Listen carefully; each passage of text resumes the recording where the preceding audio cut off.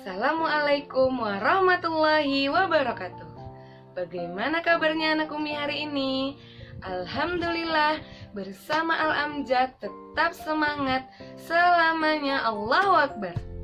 Nah, anak Umi, hari ini sudah melaksanakan sholat sunnah duha belum? Yang belum, kita sholat dulu yuk. Jangan menunda-nunda sholat. Yang sudah, alhamdulillah, nanti dapat pahala dari Allah. Nah, dan jangan tinggalkan sholat 5 waktu. Sholat 5 waktu itu ada apa aja ya Umi? Ada subuh, zuhur, asar, maghrib, dan isya. Jangan ditinggalkan, nanti berdosa loh anak Umi. Mau masuk api neraka? Gak mau kan? Makanya jangan tinggalkan sholat. Dan satu lagi pesan Umi, jaga kebersihan diri kita. Misalnya apa Umi? Kita harus tetap mencuci tangan. Mau makan, cuci tangan dulu. Misalnya anak Umi baru selesai bermain, cuci tangan yang bersih. Oke? Janji ya sama Umi. Nah, hari ini kita akan belajar mata pelajaran akidah akhlak. Nah, tentang apa ya Umi? Tentang adab terhadap orang tua dan guru. Nah, apa aja ya kira-kira adab terhadap orang tua dan guru anak Umi? Nah, mau tahu nggak? Penasaran nggak anak Umi? Nah, setelah ini kita akan membahasnya, oke? Dan jangan lupa sebelum belajar berdoa dulu sama Allah agar ilmu kita berkah. Oke anak Umi. Nah, tujuan pembelajaran kita hari ini adalah tentang peserta didik mampu mengetahui adab terhadap orang tua dan guru dengan tepat. Ini ada di pelajaran 8 tentang adab terhadap orang tua dan guru. Nah, sekarang kita masuk ke materi tentang adab terhadap orang tua dan guru. Nah, ada apa aja ya anak Umi adab terhadap orang tua dan guru?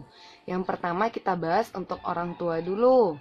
Nah, kepada orang tua anak Umi harus berkata lembut.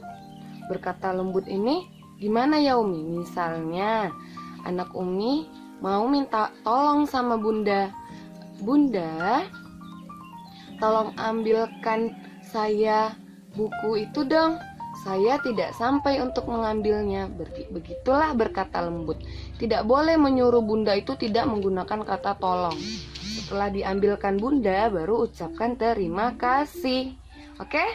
Setelah itu yang kedua ada menghormati dan mematuhi perintah ayah dan ibu.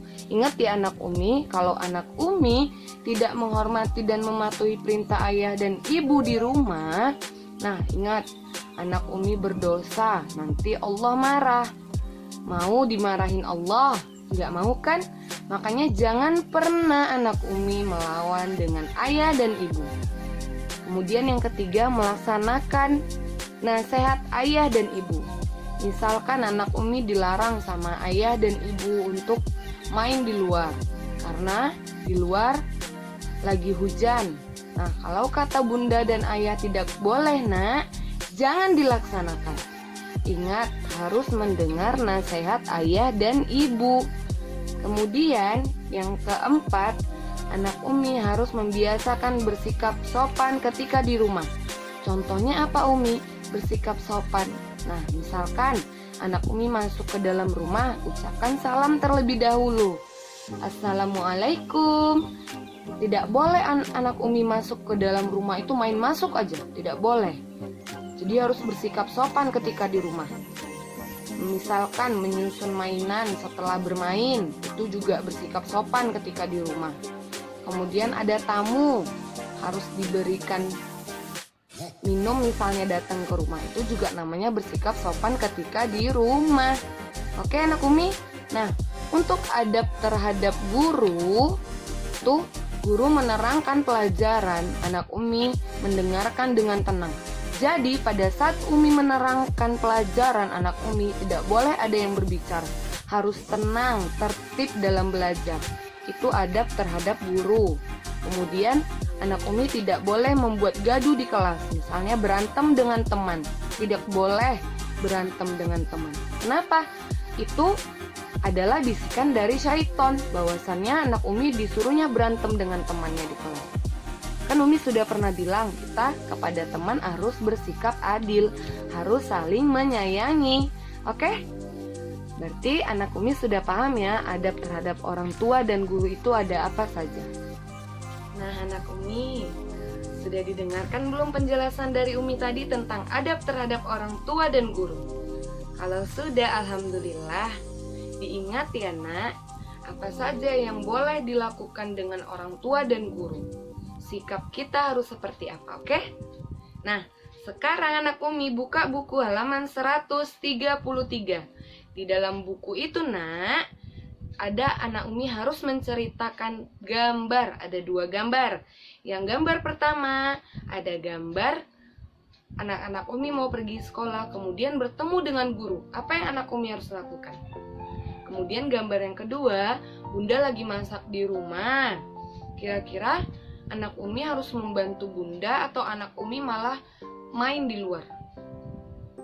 Dijawab ya.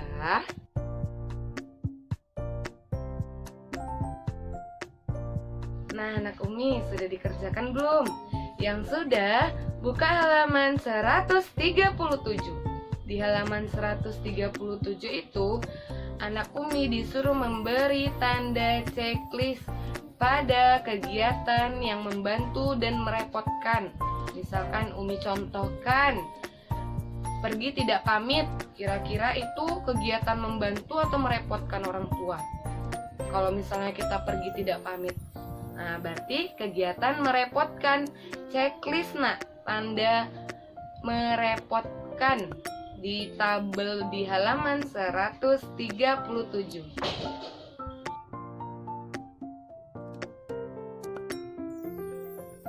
Nah, sudah selesai belum tugas yang kedua dari Umi? Kalau sudah, kita lanjut ya nak ke tugas yang ketiga. Di tugas yang ketiga ini, anak Umi buka halaman 139. Di halaman 139 itu nak, anak Umi disuruh memberi tanda checklist pada suatu pernyataan. Jika anak Umi setuju, checklist tanda setuju. Jika tidak setuju, di checklistlah tanda tidak setuju. Nah, misalkan mendengarkan nasihat guru. Kira-kira anak Umi setuju nggak ya mendengarkan nasihat guru? Jika setuju, berarti beri tanda checklist pada kotak setuju. Oke nak?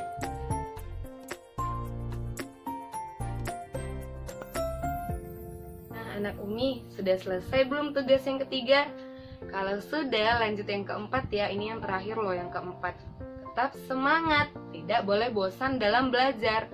Di tugas keempat, buka halaman 141. Halaman 141. Di situ anak Umi diminta untuk menyusun kalimat. Nah, sebelumnya kita sudah pernah kan nak belajar cara menyusun kalimat. Sekarang kerjakan ya nak akidah akhlaknya halaman 141 untuk menyusun kalimat.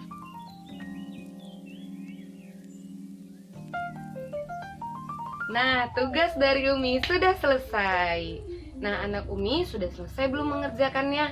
Kalau sudah, alhamdulillah, Allah mempermudah kita menjawab pertanyaan yang ada di buku. Tetap semangat anak Umi. Ingat ya, apa saja adab terhadap orang tua dan guru tetap harus dilaksanakan. Tetap semangat anak Umi, tidak boleh pantang menyerah, harus selalu belajar. Dan jangan lupa berdoa sama Allah. Tetap semangat anak Umi. Assalamualaikum warahmatullahi wabarakatuh.